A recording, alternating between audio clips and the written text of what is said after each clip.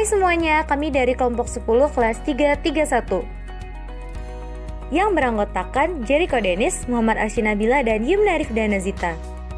Pada video kali ini, kita bakal membahas tentang JIT atau Just in Time dan Backflash Costing. Jadi, apa sih sebenarnya Just in Time dan Backflash Costing itu? Jadi, Just in Time itu teknik produksi yang diterapkan pada perusahaan untuk meminimalisasi biaya produksi dengan cara yang pertama, raw material dipesan saat diperlukan. Yang kedua, raw material langsung diproses dan harus selesai saat diperlukan. Sedangkan, backflash costing yaitu sistem pembebanan biaya yang diterapkan pada perusahaan yang menggunakan JIT. Seperti yang kita ketahui, proses JIT sangatlah singkat, sehingga tidak memelihara akun work in process. Jikapun ada, nilainya sangatlah kecil.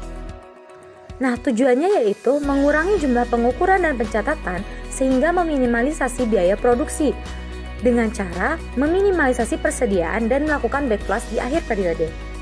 Perbedaan tradisional costing dengan backflash costing. Analoginya yaitu seperti sistem perpetual dan sistem periodik. Sistem perpetual menggambarkan akuntansi tradisional, sedangkan sistem periodik menggambarkan backflash costing. Pada tradisional costing, memelihara akun work in process dan selalu memperbarui nilainya. Sedangkan pada backflash costing, tidak memelihara akun work in process. Lalu, pada tradisional costing, saldo WIP dan COGS dapat diketahui setiap saat. Sedangkan pada backflash costing, saldo WIP dan COGS dihitung pada akhir periode. Ilustrasi dan ketentuan backflash costing.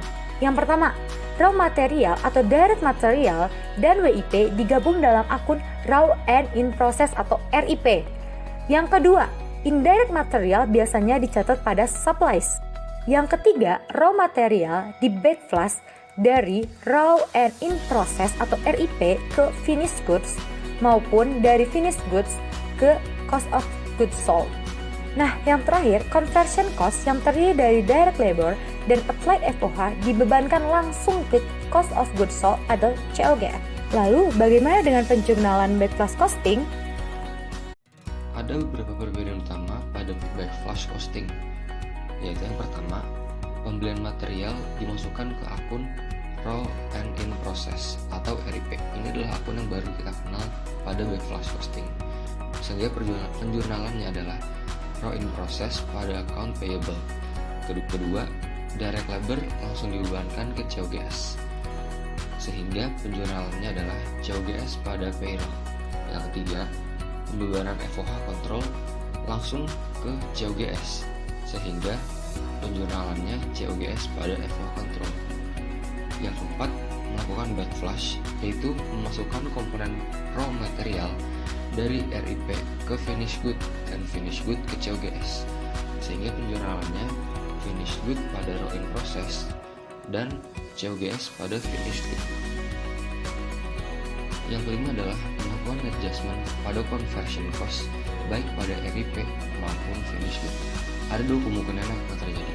Yang pertama, jika ada kenaikan conversion cost, maka COGS pada RIP dan finished good. Yang kedua, jika ada penurunan conversion cost, maka jurnalnya akan dibalik, yaitu RIP dan finished good pada COGS. Perusahaan juga boleh tidak membackflash material dari RIP ke finished good, melainkan langsung dibebankan ke COGS. Hal ini terjadi pada perusahaan yang waktu produksinya itu singkat. Perbedaannya yaitu melakukan backflash, yaitu memasukkan komponen raw material dari RIP ke COGS. Jadi jurnalnya adalah COGS pada raw in process. Berikutnya adalah pembahasan soal. Soal ini diambil dari soal UAS 2019-2020 tentang backflashing. Di soal diketahui bahwa terdapat saldo awal persediaan 1 Januari dan saldo akhir persediaan 31 Januari yang terdiri atas raw and in process serta finished good.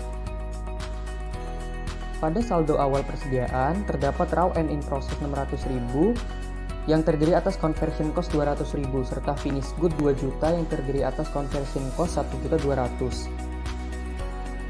Selain itu, di saldo akhir persediaan 31 Januari terdapat raw and in process 800.000 yang terdiri atas komponen material sejumlah 550.000 dan finished good 1 juta yang terdiri atas komponen raw material 400.000. Kemudian, di soal ditanyakan jurnal transaksi mulai dari pembelian direct material, distribusi payroll, pembebanan FOH dengan tarif, serta back flush dan penyesuaian biaya konversi di akhir periode. Yang pertama adalah menentukan komponen biaya persediaan awal yang belum diketahui raw material ataupun conversion cost-nya. Di saldo awal 1 Januari, raw and in process 600.000 terdiri atas conversion cost 200.000, maka sisanya adalah raw material sejumlah 400.000. Sedangkan finished good 2 juta terdiri atas conversion cost 1.200.000, sehingga sisanya adalah raw material sejumlah 800.000. Di komponen biaya persediaan akhir terdapat raw and in process 800.000 yang terdiri atas raw material 550.000, sehingga conversion cost adalah sisanya yaitu 250.000. Dan di finished good terdapat saldo 1 juta yang terdiri atas raw material 400.000, sehingga sisanya adalah conversion cost yang belum diketahui sebesar 600.000. Jurnal transaksi yang pertama adalah pembelian direct material secara kredit 9 juta. Direct material di debit ke akun raw and in process, serta karena pembeliannya secara kredit di kredit akun account payable sejumlah 9 juta. Selanjutnya adalah distribusi payroll yang terdiri atas direct labor 4 juta dan indirect labor 1,7 juta. Conversion cost langsung didebit ke COGS pada back flushing, sehingga COGS didebit 4 juta serta FOH control 1.700.000 untuk penggunaan indirect labor. Dan selanjutnya, payroll ditutup akunnya dengan dikredit sejumlah penjumlahan dari 4 juta dan 1,7 juta yaitu 5,7 juta.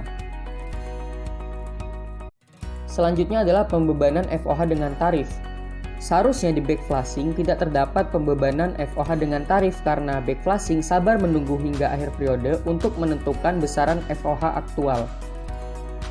Namun pada soal ini, pembebanan dilakukan, yaitu kita mendebit akun COGS, yaitu sebagai conversion cost-nya sejumlah 4.800.000 yang merupakan 4 juta direct labor dikalikan dengan 120%. Kemudian, kita mengkredit FOH applied, yaitu pembebanan FOH dengan jumlah yang sama dari COGS, yaitu 4.800.000. Selanjutnya adalah back flush komponen material dari RIP ke finished good. Saldo awal material di raw and in process adalah 400.000 dan pembelian materialnya 9 juta. Sehingga terdapat material yang siap digunakan di RIP sejumlah 9.400.000. Di akhir periode, saldo akhir dari raw and in process untuk materialnya adalah 550.000. Sehingga material yang digunakan ataupun yang di back flush adalah 8.850.000. Lalu dibuat jurnal, yaitu mendebit finished good dan mengkredit raw and in process untuk mentransfer RIP ke barang jadi sejumlah 8.850.000. Selanjutnya adalah back flush komponen material dari finished good ke COGS. Saldo awal material di finished good adalah 800.000 dan jumlah yang di back flush dari raw and in process ke finished good tadi adalah 8.850.000. Sehingga di awal material yang siap digunakan di FG adalah 9.650.000. Sedangkan di akhir periode saldo akhir dari material di finished good adalah 400.000. Sehingga jumlah material yang digunakan adalah 9.250.000 ataupun jumlah material yang di back flush.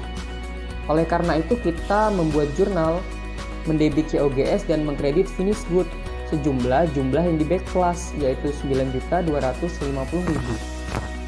Selanjutnya adalah penyesuaian CC di RIP dan finished good. Saldo awal CC di RIP adalah 200.000 dan saldo akhir CC di RIP adalah 250.000. Karena terdapat kenaikan yaitu 50.000 pada conversion cost di RIP, maka asumsinya di awal CC langsung dibebankan ke COGS.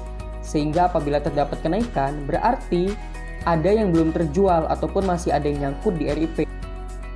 Sehingga COGS harus dikurangi sejumlah 50.000 yaitu kenaikannya.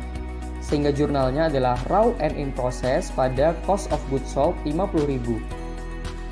Selanjutnya adalah penyesuaian CC di finished good.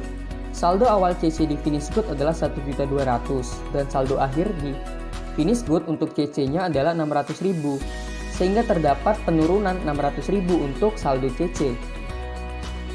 Asumsinya, COGS periode berjalan harusnya bertambah, tidak hanya berasal dari DL dan FOH tahun berjalan, melainkan harus ditambah dengan biaya yang masih nyangkut ataupun biaya yang turun dari CC di finish good, sehingga COGS di debit dan finish good-nya di kredit sejumlah selisihnya yaitu 600.000. Oke semuanya, sekian video pembahasan dari kami.